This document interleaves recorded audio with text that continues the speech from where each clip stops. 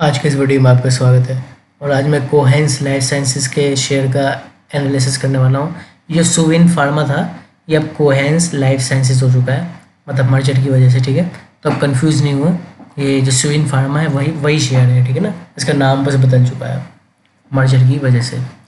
अब one day का मैंने इसका चार्ट खोला हुआ है, काफ़ी वॉलेटाइल शेयर है। अब ये शेयर भले वॉलेटाइल है, लेकिन ये बढ़ता है तो अप मूव्स अच्छे काफ़ी देता है, मतलब 5, 7, 8%, 10%। जब बढ़ता है, बढ़ना शुरू होता है, इसके लिए आम बात है 8, 10%, 15%। लेकिन शर्त यह है बढ़ना चाहिए।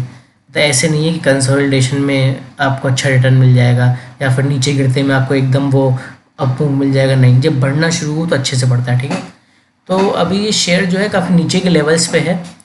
आप बोलिंजर बैंड पे देखिए, जो इसका लोअर बैंड है इसको छूकर ही आया है और अभी ऊपर बढ़ने की कोशिश कर रहा है। ठीक है, तो अभी ये शेयर बिल्कुल आप एक तरीके से सही प्राइस पे लेंगे तो रिस्क थोड़ा कम हो जाएगा इस शेयर में। ठीक है, और ओवरऑल फार्मा सेक्टर ने भी अगर सपोर्ट किया इसे तो ये शेयर बढ़ेगा। तो हमें कहाँ बाय करना है ये चलिए जानते हैं। देखिए, जो ये है 23 मई का दिन, और यहाँ पे जो शेयर है इसे 1098.60 का हाई बनाया है, 1088.70 का क्लोजिंग प्राइस है और मात्र 0.76% की तेज़ी पर बंद हुआ है। ठीक है, ये समझने की बात ये है, ये जो शेयर है ये 20 दिनों के एक्सपोनेंशियल मूविंग एवरेज के ऊपर तो गया था, लेकिन बाद में उसी के नीचे बंद हुआ। ठीक है, मतलब इसका 20 दिनों के एक्सपोनेंशियल मूविंग एवरेज का जो लेवल था वो था 1094.30 और ये बंद हुआ है 1088.70 पे। हालांकि इससे ऊपर तो गया, लेकिन इसके सस्टेन नहीं कर पाया, इसके नीचे बंद हुआ। तो आपको बाय का करना है। देखिए, आपको अगर बाय करना है तो ये लेवल जो है, ये वाला लेवल टूटे तब इसमें तेज़ी आएगी। ठीक है, लेकिन आप इसे अपने 20 दिनों के एक्सपोनेंशियल मूविंग एवरेज के ऊपर ही बाय कर सकते हैं, एक ही बात होगी। ठीक है, तो आप 1095 के लेवल के ऊपर पार कर सकते हैं।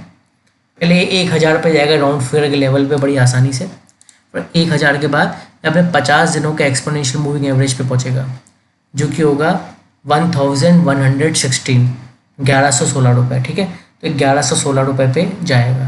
फिर 1116 रुपये पे ये अपने 100 दिनों के एक्सपोनेंशियल मूविंग एवरेज जो कि है 1124 या 1125, यहाँ तक जा सकता है। फिर 1125 के पास का अगला लेवल होगा 1150, फिर 1160। तो 1160 तक तो ये ईजीली चला जाएगा।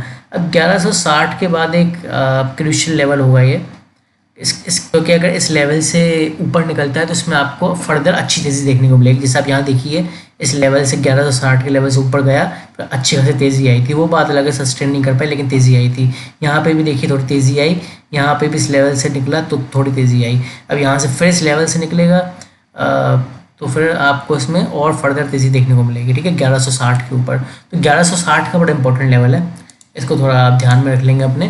तो 1160 के अगर जाता है तो फिर इसमें 1175, 1175, एट लास्ट 1200, और 1200 के बाद 1220 तक ही जा सकता है। ठीक है, मतलब ज़्यादा चांसेस 1200 तक आने के हैं, फिर हो सकता है 1200 से वापस लौट जाए। लेकिन अगर 1200 के बाद भी तेज़ी रही इसमें और सस्टेन किया 1200 के ऊपर, तो ये 1220 तक जा सकता है। अब देखिए, वैसे तो ये कोई बहुत मुश्किल चीज़ नहीं होगी, ये यहाँ तक बढ़ जाए, 1200 तक भी बढ़ जाए, 1220 तक भी बढ़ जाए, कोई मुश्किल चीज़ नहीं होगी इस शेयर के लिए, क्योंकि बढ़ता है तो अच्छा बढ़ता है। लेकिन इसमें एक प्रॉब्लम होती है जो मैं काफ़ी समय से नोटिस कर रहा हूँ, सस्टेनेबिलिटी की प्रॉब्लम होती है। मतलब कि जो तेज़ी है उसकी होती है और बरकरार रहने की प्रॉब्लम होती है। बस उस चीज़ में आपको सतर्क रहना है। अब इसके चार्ट को ढंग से देखिए, कैंडल्स को देखिए। अब मोस्ट ऑफ द कैंडल्स में आप ये देखेंगे कि इस तरीके की ऊपर की बड़ी सी विक्स बन रही हैं। इस बड़ी सी विक्स का मतलब ये होता है कि शेयर के प्राइस में बाद में बिकवाली आ गई। वो बड़ा तो था, इसमें खरीदारी तो हुई थी, लेकिन बाद में फिर इसको गिरा दिया गया, बेच दिया गया।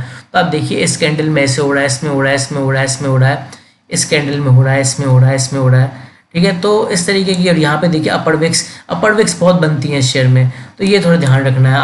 आपको इसमें तेज़ी तभी देखने को मिलेगी जब ये सस्टेन करेगा मेरे बताए हुए लेवल्स पे। अगर ये मेरे बताए हुए लेवल्स से नीचे गिर जाता है तो फिर ये इसमें कमज़ोरी रहेगी तेज़ी की बजाय, समझ रहे हैं, या फिर हो सकता है कंसोलिडेट करता रहे। तो इस चीज़ का आपको खास ध्यान रखना है, या आपको ही देखना है। आपको एग्जिट करना है कि बने रहना है, या आपका रिस्क होगा, जाहिर सी बात है। लेकिन इस चीज़ का आप ध्यान रखिएगा, थोड़ा सस्टेन नहीं करता है तो इसमें कमज़ोरी आ सकती है, तो आप फिर इसमें एग्जिट ले सकते हैं, बाद में एंटर कर सकते हैं। ठीक है, आज के इस वीडियो में इतना, थैंक यू।